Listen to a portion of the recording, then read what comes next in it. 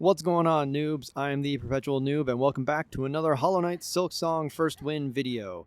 Today, we're going to be talking about the Savage Beastfly. Again! No, it's not the same Savage Beastfly, it's a different one, in a different place. But before we get to all that, did you know I have a Patreon? Because I do! I have a Patreon where you can support me for just as little as $1 US a month. That's right. Or there are other tiers of support where you can get other special things. So please consider going on over to patreon.com/perpetualnoob3 and supporting me and the channel directly there on patreon.com/perpetualnoob3. Thanks. So this time to fight the Savage Beastfly, we have to take on the Grand Hunt wish that we can get at Bellheart. And then we will track the Savage Beastfly all the way to, remember where we fought the fourth chorus? Way back in whenever that was. Time is an illusion. Yes, that is where this Savage Beastfly will be. The fight is still very similar to the Savage Beastfly we all know and love. Still deals 2 masks of damage. They can still be stunned. Thankfully, the arena is larger, so now we actually have more opportunities to heal. And all of their attacks are similar. Some are still essentially the same, but there's little bits and changes here and there. Since the arena isn't closed anymore, and it's also, again, a lot larger, there will be times when the Savage Beastfly will start a charge off-screen, and we won't see them until they're already charging at us. The dive now knocks platforms into the lava.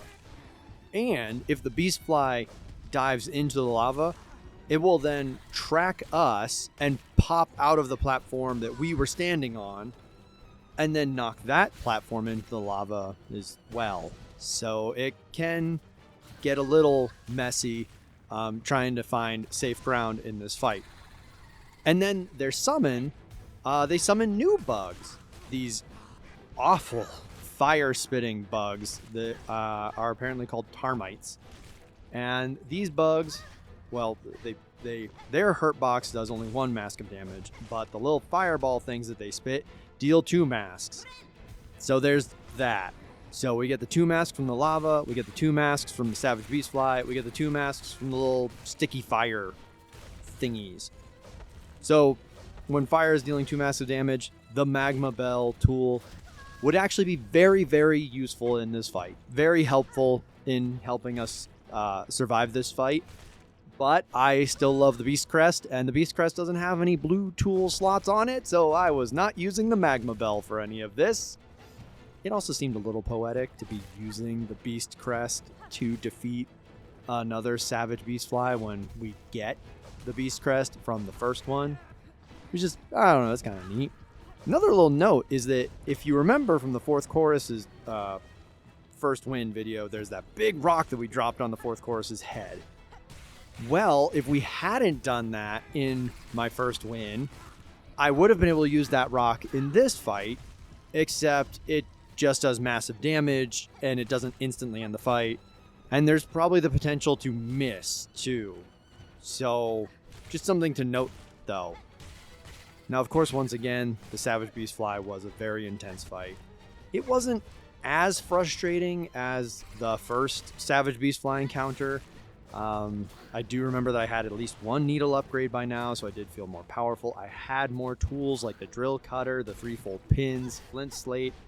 You know, I had those tools, but then grinding against a boss and eating bone shards every time I was losing can really lead to having no bone shards, so not having tools. Even though, of course, in this fight, sting shards are still very, very, very useful. So yeah, I pretty much had to just kind of rely on the Beast Crest, and at one point, I kind of think the Beast Crest actually was really useful, especially with the pogo. I was able to navigate the air quite a bit with the Beast Crest's very horizontal, very lateral pogo animation and attack. And in that win, you can see that there was a point where things got really chaotic, really high up in the arena, but the Beast Crest kind of helped me get out of that.